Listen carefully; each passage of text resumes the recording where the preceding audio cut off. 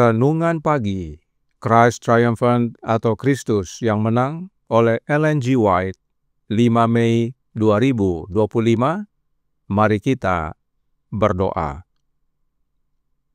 Bapa kami yang di sorga, Allah pencipta langit dan bumi, laut dan segala isinya, Allah yang maha besar, maha kuasa, sumber segalanya, yang kami sembah selalu melalui anak-Mu yang tunggal, Yesus Kristus. Terpujilah Yesus, anak Allah yang maha tinggi, yang adalah gembala kami yang baik. Pada pagi hari ini kami bersyukur boleh bangun dan berbakti, dan sebagaimana membaca dan mendengarkan nasihat firman-Mu, kiranya ini menjadi pembaharuan bagi kami semua, agar peka akan mujizat-Mu yang terjadi dalam hidup kami, karena itulah tanda Engkau menyertai kami senantiasa.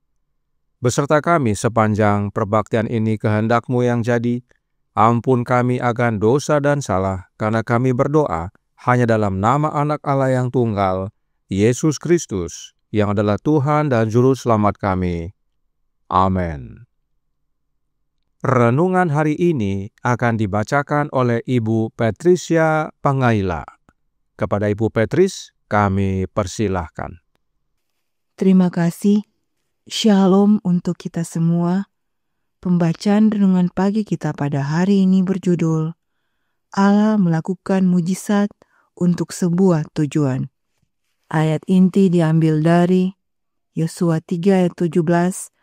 Tetapi para imam pengangkat tabut perjanjian Tuhan itu tetap berdiri di tanah yang kering, di tengah-tengah sungai Yordan, sedang seluruh bangsa Israel menyeberang di tanah yang kering sampai seluruh bangsa itu selesai menyeberangi sungai Yordan. Pada waktu seperti ini, di musim semi, salju yang mencair di pegunungan telah menaikkan permukaan air sungai Yordan, sehingga sungai meluap hingga ke tepiannya, sehingga tidak mungkin untuk menyeberang di tempat-tempat penyeberangan yang biasa. Allah menghendaki agar penyeberangan Israel melalui sungai Yordan menjadi suatu mujizat. Pada waktu yang ditentukan, dimulailah gerakan maju tabut yang dipikul di pundak para imam, memimpin barisan depan. Semua orang memperhatikan dengan penuh minat saat para imam maju menyusuri tepi sungai Yordan. Mereka melihat para imam bersama tabut yang suci bergerak maju dengan mantap menuju sungai yang deras dan bergolok sampai kaki para pengungsunya terbenam ke dalam air.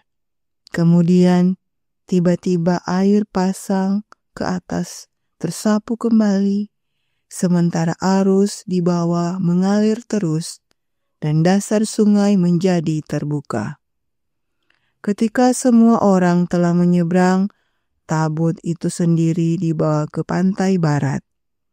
Begitu tabut itu mencapai tempat yang aman, dan kaki para imam itu dijejakkan ke tanah yang kering. Air yang terkurung itu pun terbebas dan mengalir deras seperti banjir yang tak tertahankan ke dalam alur alami sungai itu. Generasi mendatang tidak akan luput dari saksi mujizat besar ini. Sementara para imam yang membawa tabut itu masih berada di tengah-tengah sungai Yordan, 12 orang yang telah dipilih sebelumnya, satu dari setiap suku, masing-masing mengambil sebuah batu dari dasar sungai tempat para imam berdiri dan membawanya ke sisi barat. Batu-batu ini didirikan sebagai monumen di tempat perkemahan pertama di seberang sungai. Pengaruh mujizat ini, baik atas orang Ibrani maupun atas musuh-musuh mereka, sangatlah penting. Itu merupakan jaminan bagi Israel akan kehadiran dan perlindungan Allah yang terus-menerus, suatu bukti bahwa Ia akan bekerja bagi mereka melalui Yosua sebagaimana Ia telah bekerja melalui Musa.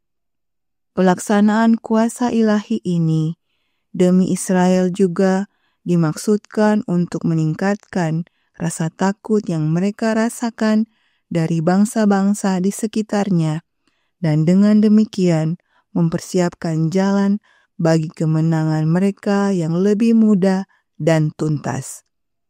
Kepada orang Kanaan, kepada seluruh Israel, dan kepada Yosua sendiri, bukti yang tidak salah lagi telah diberikan bahwa Allah yang hidup, Raja sorga dan bumi, ada di antara umatnya, dan bahwa Ia tidak akan mengecewakan mereka atau meninggalkan mereka. Dikutip dari buku Patriarchs and Prophets halaman 483 sampai 485. Demikianlah pembacaan renungan pagi kita. Tuhan Yesus memberkati. Terima kasih atas penata layanan Ibu Petris. Tuhan Yesus memberkati. Selamat pagi saudaraku dalam Tuhan. Sebelum menyeberang sungai Yordan, kita semua sudah tahu bahwa Yosua mengutus 2 mata-mata ke Yeriko, dan mereka ditolong oleh Rahab. Mari kita baca kesaksian Rahab kepada 2 mata-mata tersebut yang terdapat dalam Yosua 2 ayat 10 dan 11 yang berbunyi, "Sebab kami mendengar bahwa Tuhan telah mengeringkan air laut Teberau di depan kamu, ketika kamu berjalan keluar dari Mesir, dan apa yang kamu lakukan kepada kedua raja orang Amori yang di seberang sungai Yordan itu, yakni kepada Sihon dan Og, yang telah kamu tumpas. Ketika kami mendengar itu, tawarlah hati kami, dan jatuhlah semangat setiap orang menghadapi kamu, sebab Tuhan, Allahmu, ialah Allah di langit, di atas, dan di bumi, di bawah." Bagi orang Kanaan, sungai Yordan adalah salah satu bentuk pertahanan mereka. Tetapi mereka sudah mendengar bahwa Tuhan langit dan bumi dapat mengeringkan laut Teberau, sehingga orang Israel dapat berjalan menyeberang dengan aman. Maka tawar hatilah orang-orang Kanaan, sebab laut saja bisa dikeringkan, apalagi hanya sungai. Karenanya Roh Nubuat berkata dalam Testimonies for the Church, volume 4, halaman 157, paragraf 1. Allah menghendaki agar perjalanan orang Israel menyeberangi sungai Yordan menjadi suatu mujizat. Yosua memerintahkan orang-orang untuk menguduskan diri mereka, karena besok Tuhan akan melakukan keajaiban-keajaiban di antara mereka. Pada waktu yang ditentukan, Ia memerintahkan para imam untuk mengangkut tabut berisi hukum Allah dan membawanya di hadapan orang-orang. Berfirmanlah Tuhan kepada Yosua, "Pada hari ini, aku akan mulai membesarkan engkau di hadapan seluruh orang Israel, supaya mereka tahu bahwa seperti aku menyertai Musa, demikianlah aku akan menyertai engkau." Dan benar, mujizat tersebut terjadi. Renungan hari ini berkata dalam Christ Triumphant halaman 132 paragraf 3. Pada waktu yang ditentukan, dimulailah gerakan maju. Tabut yang dipikul di pundak para imam memimpin barisan depan. Semua orang memperhatikan dengan penuh minat saat para imam maju menyusuri tepi sungai Yordan. Mereka melihat para imam bersama tabut yang suci bergerak maju dengan mantap menuju sungai yang deras dan bergolak, sampai kaki para pengusungnya terbenam ke dalam air. Kemudian tiba-tiba air pasang di atas tersapu kembali, sementara arus di bawah mengalir terus dan dasar sungai menjadi terbuka. Kutipan ini didasarkan pada firman Tuhan dalam Yosua 3 ayat 13 sampai 16. Dan hal mujizat ini didengar oleh bangsa-bangsa kafir. Roh Nubuat berkata dalam The Spirit of Prophecy volume 1 halaman 346 paragraf 1.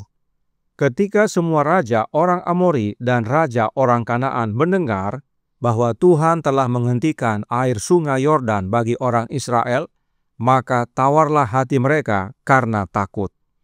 Karenanya, renungan hari ini menyatakan dalam Christ Triumphant halaman 132 paragraf 6. Pengaruh mujizat ini baik atas orang Ibrani maupun atas musuh-musuh mereka sangatlah penting.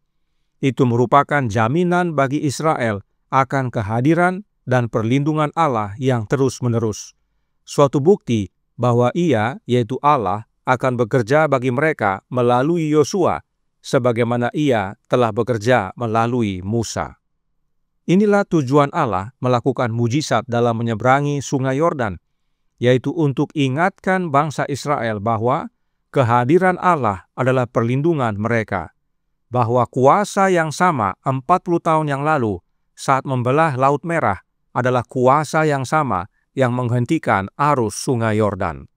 Roh Nubuat berkata dalam Testimonies for the Church volume 4 halaman 157 paragraf 2. Di tengah perjalanan menyeberangi sungai Yordan, para imam diperintahkan untuk tetap berdiri di alur sungai sampai seluruh pasukan Ibrani menyeberang. Hal ini dimaksudkan untuk menanamkan dalam benak mereka fakta bahwa kuasa yang menahan air sungai Yordan adalah kuasa yang sama yang memungkinkan para leluhur mereka menyeberangi Laut Merah 40 tahun sebelumnya. Banyak dari bangsa Israel yang menyeberangi Laut Merah saat mereka masih anak-anak, kini sudah dewasa dan melalui mujizat serupa telah menyeberangi sungai Yordan. Teringat kembali akan kuasa Allah dalam melepaskan mereka dari kejaran Firaun. Inilah tujuan Allah melakukan mujizat dalam kehidupan bangsa Israel menjelang memasuki negeri perjanjian, yaitu untuk ingatkan mereka bahwa Allah menyertai mereka senantiasa. Karenanya, janganlah takut. Yang harus menjadi takut adalah bangsa-bangsa kafir. Itulah yang renungan hari ini nyatakan dalam Christ Triumphant halaman 132 paragraf 7. Pelaksanaan kuasa ilahi ini demi Israel juga dimaksudkan untuk meningkatkan rasa takut yang mereka rasakan dari bangsa-bangsa di sekitarnya, dan dengan demikian mempersiapkan jalan bagi kemenangan mereka yang lebih mudah dan tuntas. Kepada orang Kanaan, kepada seluruh Israel, dan kepada Yosua sendiri, bukti yang tidak salah lagi telah diberikan bahwa Allah yang hidup, Raja sorga dan bumi, ada di antara umat-Nya, dan bahwa Ia tidak akan mengecewakan mereka atau meninggalkan mereka. Jadi, saudaraku dalam Tuhan, mujizat Allah itu tidak hanya untuk ingatkan umat-umat-Nya bahwa Allah menyertai mereka senantiasa, namun juga untuk meningkatkan rasa takut bangsa kafir akan Israel dan akan Allah-Nya Israel, sehingga Allah mempersiapkan jalan kemenangan yang lebih mudah dan tuntas bagi umat-umat-Nya. Pertanyaannya adalah, apakah ada mujizat Allah bagi kita di zaman sekarang yang menyatakan bahwa Allah menyertai kita senantiasa? Oh, ada, yaitu kehadiran Kristus dalam hati kita. Immanuel bukan lagi hadir dalam tiang awan atau tiang api, bukan lagi tinggal di antara manusia, tetapi tinggal di dalam hati kita. Dan kehadiran Yesus di dalam hati kita adalah kuasa yang membawa kemenangan bagi kita. Itulah wujud kehadiran Allah senantiasa bersama kita di dalam kita. Kiranya ini menjadi sukacita dan pembaharuan bagi kita semua, agar tetap maju hingga tiba di negeri perjanjian sorgawi. Tuhan memberkati, saya bawa dalam nama Yesus. Amin. Mari kita berdoa. Bapa kami yang di sorga, Allah pencipta langit dan bumi, laut dan segala isinya, Allah yang maha besar, maha kuasa, sumber segalanya, yang kami sembah selalu melalui anak-Mu yang tunggal, Yesus Kristus. Terima kasih atas nasihat yang menguatkan pada pagi hari ini tentang mujizat. Engkau melakukan mujizat, ya Allah, mempunyai suatu tujuan. Dan sebagaimana Engkau lakukan kepada bangsa Israel menjelang mereka masuk negeri perjanjian dengan membelah sungai Yordan, yang menyatakan Engkau senantiasa menyertai mereka, perlindungan mereka boleh menjadi bagian kami pada zaman ini.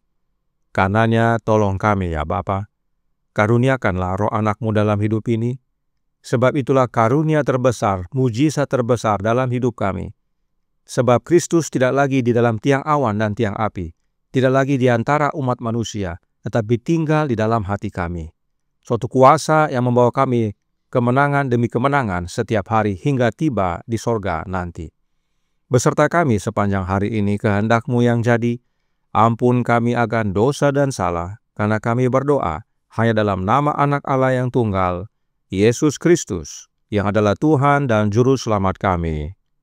Amin.